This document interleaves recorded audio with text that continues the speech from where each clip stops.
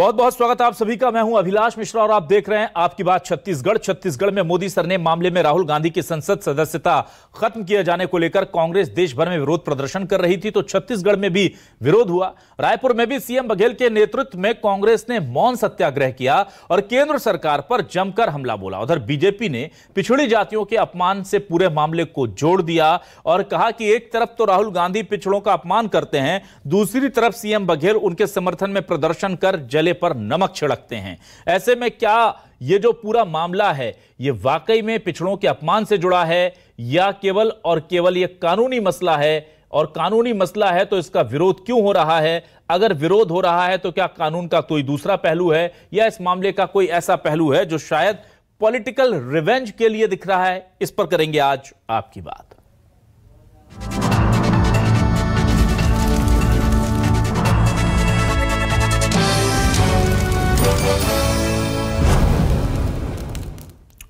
वहीं इस मामले को लेकर टीएस सिंहदेव ने साफ तौर पर कहा कि राहुल गांधी के साथ जो हुआ है वो गलत इसलिए हुआ है क्योंकि इससे पहले कभी भी इस तरह के मामले में 2 साल की सजा नहीं दी गई। संसद की सदस्यता इस तरह के मामले में नहीं जाती, उनके साथ बहुत गलत हुआ है। उधर अरुण साहब कह रहे हैं कि पहले आपके बड़े नेता मोदी को उन्होंने ओबीसी बताया और कहा कि मोदी के यानी कि ओबीसी के अपमान करने का काम करते हैं और फिर आप लोग उनके ही समर्थन में प्रदर्शन करते हैं। दोनों बयान सुनिए।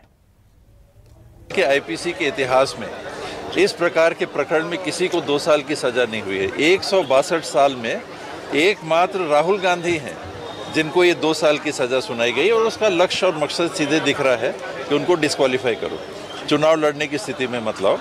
तो ऐसे प्रजातांत्रिक मूल्यों के ह्रास और हनन के विरोध में हम लोग राहुल जी के हर संघर्ष के साथ पहले भी खड़े थे, आज भी खड़े हैं और भविष्य में भी खड़े रहेंगे। राहुल गांधी के समर्थन में आज भूपेश बघेल और कांग्रेस पार्टी मौन सत्याग्रह कर रही है। संविधान का भी अपमान कर रहे हैं, न्यायपालिका का भी अपमान कर रहे हैं, एक परिवार एक व्यक्ति की चाटुकारिता के लिए। आज यदि इनकी सरकार होती तो ये देश को आपातकाल में भी ये झोंकने से बाज नहीं आते। और इस पूरे मामले में टीएस सिंहदेव के बयान और अरुण साहब के बयान के बाद अरुण साहब पर कैसे हमलावर हुए हैं सीएम भूपेश बघेल, जरा ये भी सुनिए। लोकतंत्र के को खत्म करने की कोशिश की जा रही है। जो जनता की आवाज बुलंद करने वाले लोगों की आवाज बंद करने की बात हो रही है। अरुण साहब जी एक काम कर ले, एक उड़ान तो शुरू कर ले बिलासपुर में, उसके बाद सुनता कौन है? और पिछड़े वर्ग क्या बात है? यदि मोदी की सरनेम है तो मुसलमान भी लिखते हैं, पारसी भी लिखते हैं, वो लोग भी पिछड़े वर्ग के हैं। अग्रवाल भी लिखते हैं, अपर क्लास के लोग भी लिखते हैं। तो मोदी सरनेम से केवल पिछड़े वर्ग के लोग नहीं लिखते, विभिन्न जाति विभिन्न धर्म के लोग लिखते हैं। तो अरुण साहब जी थोड़ा ज्ञान वर्धन कर ले। और आइए अब देखते हैं हमारे आज के सवाल क्या है। सवाल आपको दिखाते हैं। हमारे सवाल जुड़े हुए हैं सियासत से। राहुल के समर्थन में कांग्रेस का प्रदर्शन, मोदी सरनेम मामले के फैसले के खिलाफ रण। बीजेपी बोली राहुल का बयान पिछड़ा वर्ग का अपमान, सीएम ने किया जले पर नमक छिड़कने का काम। कांग्रेस का वार, राहुल को रोकने की साजिश, बीजेपी कर रही है दबाव बनाने की कोशिश। राहुल की सजा पर छत्तीसगढ़ में बवाल, बीजेपी राहुल से डरी या कानून का है सवाल? आखिर मामला क्या है? इस पर बातचीत करने के लिए मेरे साथ 3 खास मेहमान जुड़ रहे हैं। आइए सीधे रुख कर लेते हैं उन मेहमानों का। मेरे साथ जुड़े हुए हैं आज कांग्रेस से वरिष्ठ नेता अमित श्रीवास्तव जी। अमित जी, बहुत स्वागत करता हूं आपका हमारे इस खास डिबेट शो आपकी बात में। मेरे साथ जुड़े हुए हैं बीजेपी से वरिष्ठ नेता राजीव चक्रवर्ती जी। राजीव जी, आपका भी बहुत बहुत स्वागत है। और वरिष्ठ पत्रकार रामावतार तिवारी जी को आज हमने आमंत्रित किया है। रामावतार तिवारी जी, आपका भी बहुत बहुत स्वागत है। सबसे पहले मैं अमित श्रीवास्तव जी आपके पास आता हूं। अमित जी, देखिए इस मामले में कोर्ट ने फैसला किया है, 2 साल की सजा दी है और 2 साल की सजा में चूंकि संसद की सदस्यता स्वतः ही चली जाती है, तो ऐसे में बीजेपी को टारगेट करना, इस फैसले के खिलाफ प्रदर्शन करना, क्या आपको कानून व्यवस्था पर, कोर्ट पर भरोसा नहीं है?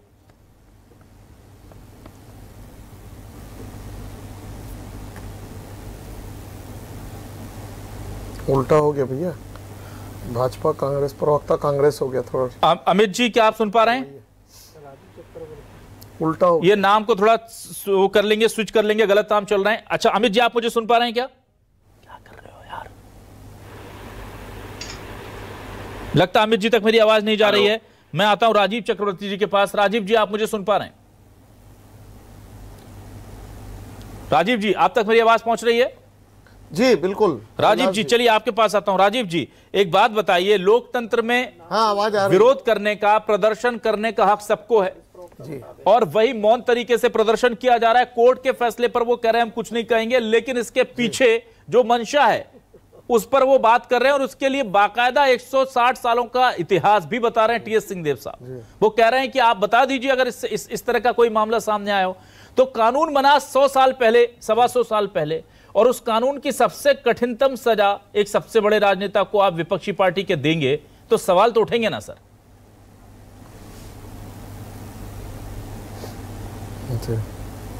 देखिए, कानून के दायरे में व्यक्ति कौन है वो तो नहीं होगा ना कि व्यक्ति इस देश के पुराने पार्टी के युवराज हैं, कि व्यक्ति रामलाल है, कि व्यक्ति सतीश कुमार है। तो कानून स्टेट वर्सेस पब्लिक, अब ये कानून है। अब देखिए, राहुल गांधी जी के ऊपर जो जजमेंट आया है, इसके पहले 10 बार उन्होंने माफी मांगी। हालांकि वो सार्वजनिक मन से क्रांतिकारियों का मान मर्यादा करते हैं कि मैं सावरकर नहीं हूं, मैं फलाना नहीं हूं, तो वो एक अलग बात है, वो दूसरा डिबेट का मुद्दा है। मुद्दा तो यह है कि आरएसएस पर उन्होंने क्षमा मांगी, चौकीदार चोर है के बात पर उन्होंने क्षमा याचना की, उन्होंने मौत का सौदागर का उस पर उन्होंने क्षमा याचना की। तमाम इसके पहले वो 10 बार क्षमा याचना कर चुके हैं, लेकिन उनका विश्वमन सत्ता के लालच में या एक फ्रस्ट्रेशन कि मैं इस देश की पुरानी पार्टी का युवराज हूं, बाकी किसी को अधिकार नहीं इस देश में राज करने का, या तो मैं रहूंगा या मेरे, ये जो हिपोक्रेसी है कि मेरा रिमोट कंट्रोल इस देश में राज करेगा, उसके नशे में चूर होकर ये कहना कि सारे मोदी चोर है। तो भूपेश बघेल जी स्वयं कर रहे हैं कि मोदी सरनेम व्यापक है, तो ठीक है, पिछड़े का भी आपने अपमान किया, और जो व्यापक जो बनिए संप्रदाय के हैं या जो मुसलमान संप्रदाय के, आपने सारे मोदी चोर है बोल के आपने कटघरे में खड़ा कर दिया। दूसरी बात, आप 11वीं बार भी क्षमा याचना कर सकते थे, लेकिन मुझे तो ऐसा लगता है कि कांग्रेस के अंदर खाने में ही जिस प्रकार कांग्रेस के इतिहास है कि एक सिंडिकेट हुआ करता था, एक इंदिरा गांधी जी की अपनी सिंडिकेट हुआ करती थी, तो उन्होंने जिस प्रकार की रस्साकशी हुई बीबी गिरी के मामले में, राष्ट्रपति के मामले में, राहुल गांधी जी को भी कांग्रेस की लीडरानी फंसा रहे हैं कि भैया आप राजनीति से दूर रहिए, आप सैर सपाटा कीजिए, आप क्षमा मत मांगिए, आपका कद बढ़ेगा। लेकिन देखिए, कोर्ट ये नहीं देखता कि सामने कौन खड़ा है, कोर्ट ये देखता है कि आप सार्वजनिक मंच से, जिस समय बहुत सेंसिटिव मामले हैं, आप इसके पहले 10 बार किसी के खिलाफ विश्वमन कर चुके हैं और 11वीं बार आपको सजा होती है। तो इसमें भाजपा का क्या, लिए तो न्यायपालिका है, न्यायपालिका अलग है और कार्यपालिका अलग है। न्यायपालिका निर्णय देती है, तो ये जिस प्रकार इन्होंने आपातकाल लगा दिया जस्टिस सिन्हा के बात पे कि इंदिरा जी का कैसे चुनाव को आप अयोग्य ठहरा सकते हैं, पूरे देश में आपातकाल, प्रेस की बिजली बंद, विपक्ष के लोग बंद। तो ये कांग्रेस की कार्यप्रणाली है साहब कि कांग्रेस अपने हिसाब से कुछ नहीं देखती है, तो न्यायपालिका को भी बंद कर देती है और लोकतंत्र को भी बंद कर देती है। तो ये बंद का समय नहीं चलेगा साहब, आप कोई हो, आप कानून के दायरे में हो। ठीक है, चलिए अमित जी, आप मुझे सुन पा रहे हैं? जी सुन पा रहा हूं अभिलाष जी। अमित जी, मेरा सवाल आपसे यह है कि देखिए, यह कहा जा रहा है, आप बार बार इस बात की दुहाई दे रहे हैं कि इससे पहले कभी ऐसा नहीं हुआ कि 2 साल की सजा दी गई हो, लेकिन बीजेपी का तर्क यह है कि इससे पहले आप 10-11 बार माफी मांग चुके थे। आप जानबूझ करके उसी अपराध को बार बार कर रहे थे। आप चाहते तो इस बार भी माफी मांग सकते थे, लेकिन कोर्ट बैकग्राउंड भी देखती है कि आप लगातार उसी क्राइम को कमिट कर रहे हैं, उसी गुनाह को कमिट कर रहे हैं। इसलिए जाहिर सी बात है कि फिर मजबूर होता है कोर्ट भी कि एक बड़ा डिसीजन दे करके एक एग्जाम्पल सेट किया जाए। माफी मांग करके इस मामले में जब इससे पहले मांगी थी तो इसमें भी मांग सकते थे, और अगर नहीं मांगी थी, तय कर लिया था, तो फिर इस पर फैसले को लेकर इतनी आपत्ति क्यों?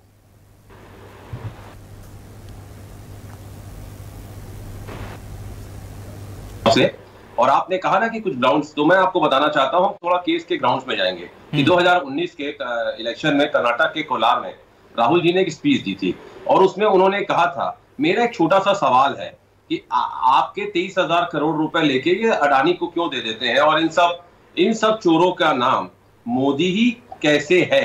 उन्होंने ये कहा था, एक सवाल, मेरा एक छोटा सा सवाल, मतलब उन्होंने क्वेश्चन रेस किया था और 3 नाम लिए थे। ठीक है, और 3 नाम में था नीरव मोदी, ललित मोदी और प्रधानमंत्री नरेंद्र मोदी जी का। अब मैं आपको बताता हूं कि कानून के हिसाब से अगर आपने कहा है तो मैं आप सिर्फ मुझे 2 मिनट दीजिएगा, 2 मिनट में मैं पूरा केस आपके जनता को समझाना चाहता हूं, और जनता समझदार है, जनता सारी चीजों को 2 मिनट से ज्यादा नहीं लगेगा समझने में। अब देखिए कि इन तीनों में से केस फाइल तीनों ने नहीं किया। तीनों में से जिनका नाम लिए थे उन्होंने केस फाइल नहीं किया, ना तो नीरव मोदी जी ने किया, ना ललित मोदी ने किया, ना नरेंद्र मोदी जी ने किया। तो मैं आपको बता दूं कि जिस प्रकार से ये कहते हैं ना कि हम ओबीसीओ का अपमान कर रहे हैं, तो हमारे यहाँ ओबीसी मुख्यमंत्री हैं, पहली चीज। राजस्थान में भी ओबीसी मुख्यमंत्री हैं। तो ये बात कहना कि हम ओबीसी का अपमान कर रहे हैं सरासर झूठा है। अब नीरव मोदी पारसी हैं, ललित मोदी मरवाड़ी हैं, नरेंद्र मोदी जी गुजराती हैं, और ट्रायल की एक प्रोसीडिंग होती है। देखिए कि आप जब मैटर लगाते हैं ना अभिलाष जी, आप इतने सीनियर पत्रकार हैं, आप जानते हैं कि जब केस फाइल होना रहता है तो उसमें 3 चीज होती है। जुरिडिक्शन कहाँ करना है? अब जुरिडिक्शन आता है कोलार कर्नाटक में, और कंप्लेनेंट कौन हो सकता है? कंप्लेनेंट वो 3 व्यक्ति हो सकते हैं जिनका वहां पर नाम लिया गया है, जिन तीनों ने कंप्लेन नहीं किया। और जो व्यक्ति जिसने कंप्लेन किया है, जो गुजरात के एमएलए हैं पुनेन मोदी, वो गुजरात तो जाके उनको कर्नाटक में फाइल करना चाहिए, जुरिडिक्शन नहीं आएगा, पहली चीज। अब 2 साल का आपने कहा कि मैक्सिमम जुरिडिक्शन, मैक्सिमम उनको कन्विक्शन आया, तो अब जैसे ही आया, जिस दिन आया 23 मार्च के जो आया, हमारे सेक्रेटरी, पार्लियामेंट के सेक्रेटरी ने तत्काल सेम डे एक आदेश निकाल दिया और उनको डिस्क्वालीफाई कर दिया। अब बिना हमें सुने, बिना हमारी बात को जाने, बिना हमारे पक्ष को जाने, उनको डिस्क्वालीफाई कर दिया और उनसे पूछना तक उचित नहीं सुना।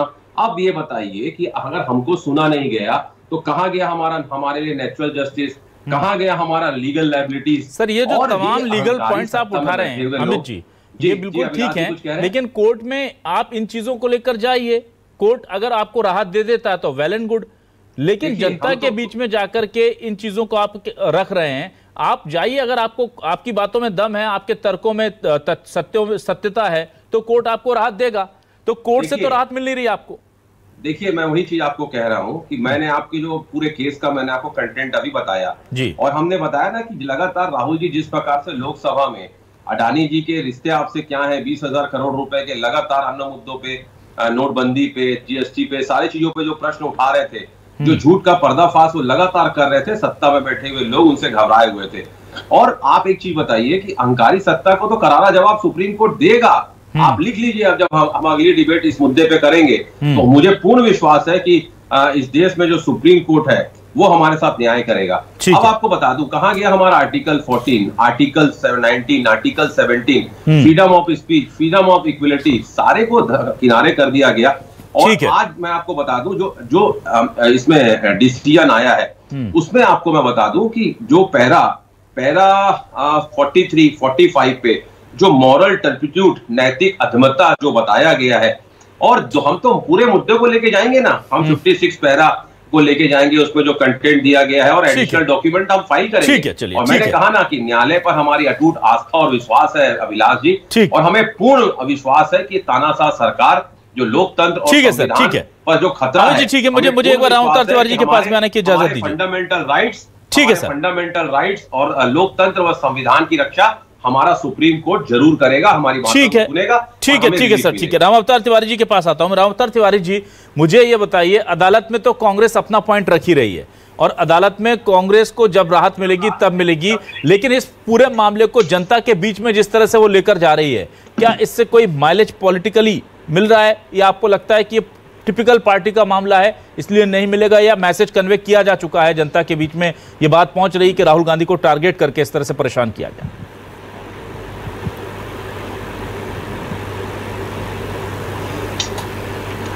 अभिलाष जी, ये पूरा मुद्दा मूल तौर पर भ्रष्टाचार का था। भ्रष्टाचार हो रहा है, देश के पैसे को कुछ लोग गलत तरीके से बाहर ले जा रहे हैं, ये मुद्दा मूल है। नेताओं के बीच आरोप प्रत्यारोप की राजनीति या ऐसी जुबानें बोली जाती है, वो जुबान नहीं बोलनी चाहिए। मूल बात तो ये है, अगर बोली गई उसके अलग अलग अर्थ हो सकते हैं, अलग अलग तरीके हो सकते हैं। जो एक नेता जो भाषण दे रहा है उसमें एक भ्रष्टाचार जिस तरह से हो रहा है, या जिस तरह से लोगों ने जो सिस्टम है उसका दुरुपयोग करते हुए आम जनता का टैक्स का पैसे का निहित स्वार्थ में काम किया, ये मूल बात है जो भाषणों का। अब उसमें अगर राजनीति घुसी है, राजनीति घुसने के बाद उसमें पहले राजनीति घुस गई, फिर न्यायपालिका आ गई, तो न्यायपालिका ने अपना फैसला दिया है। न्यायपालिका के फैसले पर फिलहाल कोई सवाल खड़ा नहीं किया जा सकता। न्यायपालिका ने फैसला दिया, कोई भाजपा ने नहीं दिया है। हो सकता है भाजपा पर्दे के पीछे हो, ये आरोप ये लगा सकते हैं, परंतु आरोप लगाने से क्या होगा? जो कोर्ट है, और दो कोर्ट, जिला कोर्ट और हाई कोर्ट, दोनों कोर्टों ने इस बयान को एक आधार मानकर उनको गलत माना है राहुल गांधी को, पहली बात। दूसरी बात कि जहां तक पार्टी है, तो पार्टियां अपना अपना काम कर रही हैं। भाजपा अपना काम कर रही है कि वो कैसे तर्क प्रस्तुत करे।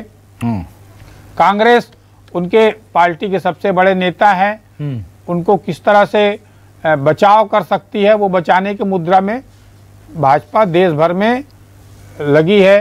कांग्रेस अलग अलग, ये तो कांग्रेस का जो नेतृत्व है वो एक राहुल गांधी के प्रति सिंपैथी पैदा हो जाए, राहुल गांधी के प्रति जो उनके कहने का अर्थ दूसरा लगाकर तंग किया जा रहा है, ये एक सत्तारूढ़ दल को बताने की कोशिश में कांग्रेस का ये आयोजन है। ठीक है, कांग्रेस इस तरह से करके उनके पक्ष में खड़ी है और जनता को ये बताने की कोशिश हो रही है कि जो फैसले आ रहे हैं उसकी पर्दे के पीछे की दूसरी कहानी है। ठीक है, परंतु भाजपा जो है, भाजपा तो यही बता रही है, न्यायपालिका के पीछे खड़ी है, न्यायपालिका फैसला दे रही है, उसमें हम कुछ नहीं जानते, न्यायपालिका का फैसला सही है, न्यायपालिका के फैसला का अवमानना नहीं कर सकते। वो अलग अलग तरीके से दोनों पार्टियां अपनी विचारधारा, अपने राजनीतिक स्वार्थों के इर्द गिर्द खड़ी है। ठीक, परंतु बड़ा सवाल ये है कि जो भ्रष्टाचार है, भ्रष्टाचार के लिए यह जनता के टैक्स का गलत उपयोग जो होता है वो कैसे रुकेगा, उस पर क्या कदम उठा सकते हैं, वो कैसे रुकेगा, बहस का मुद्दा ये होनी चाहिए। तो ये इस मुद्दे को लेकर राजनीति पूरा टर्न हो गई है। ओके, ठीक है, अपने अपने तरीके से प्रस्तुतिकरण हो रही है। बिल्कुल, इसका पूरा कंसेप्ट ही चेंज कर दिया जा रहा है। राजीव चक्रवर्ती जी, इतने बुद्धिमान आप लोगों के यहाँ और समाजशास्त्र के बहुत अच्छे जानकार नेता हैं, लगभग तमाम पॉलिटिशियन, उनके पास लंबा अनुभव है। और आप खुद भी देखिए कि आज जब कह रहे थे भूपेश बघेल की मोदी तो ओबीसी भी लिखते हैं, अग्रवाल भी लिखते हैं, अगड़े भी लिखते हैं, मुस्लिम भी लिखते हैं, और आपने भी स्वीकार किया। लेकिन पूरी पार्टी ये तय करके बैठी है कि इस मुद्दे को हमको कांग्रेस वर्सेस ओबीसी बनाना है। जब आपको पता है कि मोदी सरनेम सिर्फ ओबीसी का मैटर नहीं है, तो आप बार बार ओबीसी के अपमान की दुहाई क्यों दे रहे हैं? और हर मंच से दे रहे हैं, हर नेता दे रहा है, जबकि सब जानते हैं कि मोदी सरनेम सिर्फ ओबीसी को बिलोंग नहीं करता है। ये स्वीकारते भी हैं, लेकिन फिर भी जब बात करते हैं राहुल गांधी की तो उन्हें ओबीसी विरोधी बताते हैं। तो क्या ये पॉलिटिकल माइलेज लेने के लिए नहीं कर रहे हैं?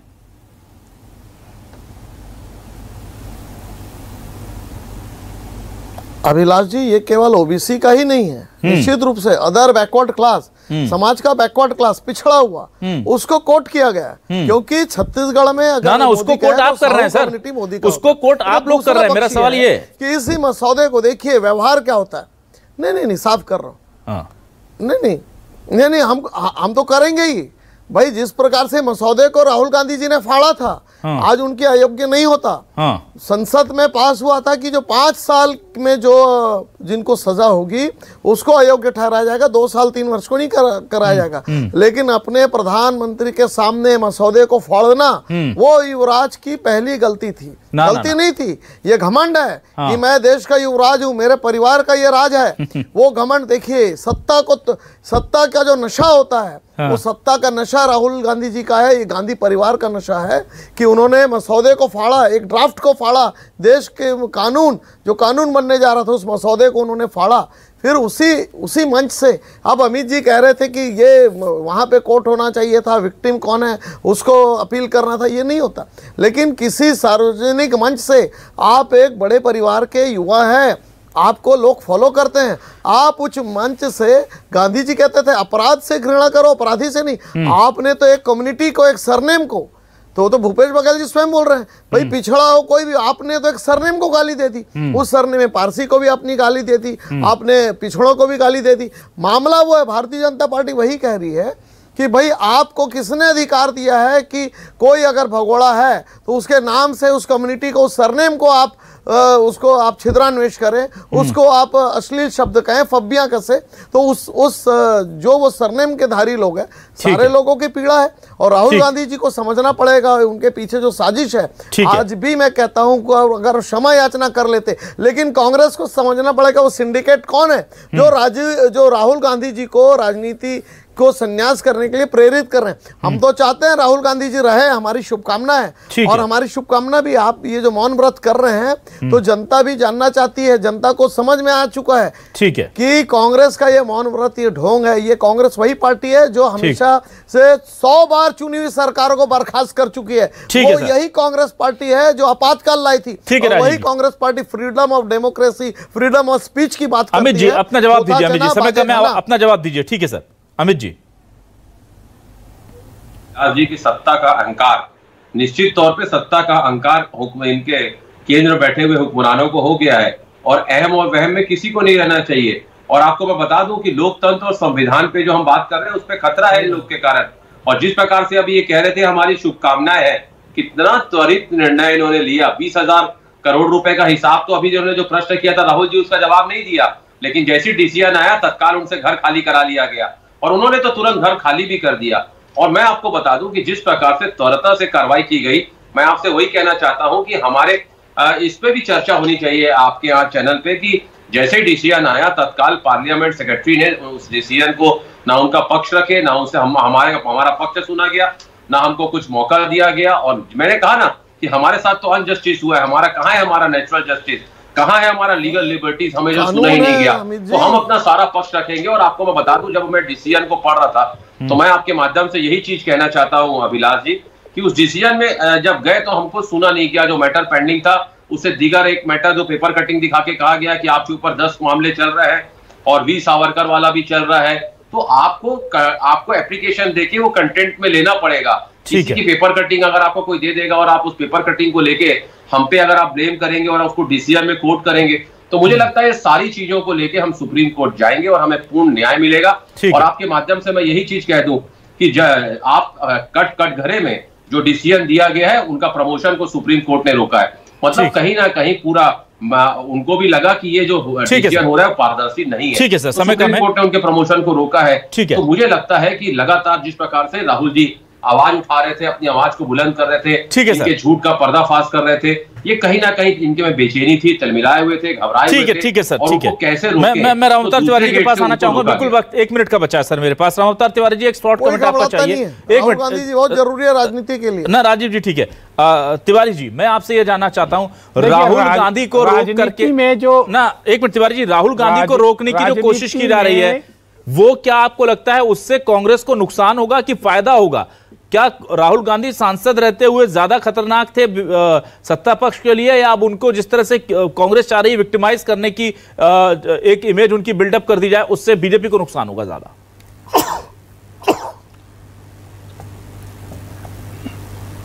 देखिए, अगर पुराना कई दशकों का इतिहास देखेंगे, जो नेता जेल गया, जिसके खिलाफ कार्रवाई हुई, वो बड़ा नेता बन जाता है। धरना प्रदर्शन आंदोलन, पार्टी खड़ा हो जाती है। तो इससे कोई ज़्यादा राहुल गांधी को नुकसान नहीं, फायदा होने लगा है कांग्रेस को। उसके खिलाफ राहुल की सहानुभूति आ रही है, कांग्रेस आंदोलन प्रदर्शन में उतारू आ गई है और उनकी रणनीति को समझने लगी और सद के चलने लगे। मौन जो है एक तरह से, जिस तरह से छत्तीसगढ़ में रायपुर से लेकर नई दिल्ली तक बहुत सधे तरीके से कांग्रेस पार्टी और राहुल गांधी बोलने लगे कि समझ गए कि हम कौन से ट्रैक में जाके फंस सकते हैं, ये समझने लगे और रणनीति के साथ चलने लगे। दूसरी बात मैं ये बोलना चाहूंगा कि देखिए, राजनीति में जो रणनीति, कूटनीति और लाभ कैसे लिए जा सकते हैं, वो इस मुद्दे पे देखने को मिल रहा है कि कौन रणनीति बना सकता है, कौन पर्दे के पीछे से खेल सकता है, कौन जीत हार को कैसे रूप प्रस्तुत करके पक्ष में दिखा सकता है। वो सारे राजनीति इस मुद्दे पे दिख रही है और इसमें कौन कितना किसका उपयोग हो रहा है, कौन उपयोग नहीं हो पा रहा है, कैसे किसकी प्रस्तुतिकरण जनता के सामने हो रही है। तो एक बड़ा गेम प्लान जो चलते रहता है राजनीति के पर्दे के पीछे और सामने में कुछ, तो ये चीजें एक बड़ा शोध का विषय है। ये कानून का फैसला, ये राजनीतिक धरना प्रदर्शन, ये आरोप की राजनीति, ये कहाँ जा रही है और किस तरह की होनी चाहिए। ठीक है तिवारी जी, तो कुल मिलाकर के ये तो तय है कि इस मामले पर सियासत बहुत होगी। कानून की चौखट पर अदालत में किसे न्याय मिलेगा ये वक्त बताएगा, लेकिन जनता के बीच में ये मुद्दा किसके हिस्से में ज्यादा फायदा पहुंचाएगा ये देखना दिलचस्प है। बीजेपी फिलहाल इस पर जाहिर सी बात है माइलेज लेने की कोशिश कर रही है, लेकिन कांग्रेस ने भी अपनी पूरी की पूरी फील्ड इसे लेकर तैयार कर ली है। बहुत बहुत शुक्रिया करूंगा मैं अमित जी आपका, राजीव जी आपका, राम अवतार तिवारी जी आपका, मेरे साथ इस डिबेट का हिस्सा बनने के लिए। तमाम दर्शकों को शुक्रिया, नमस्कार।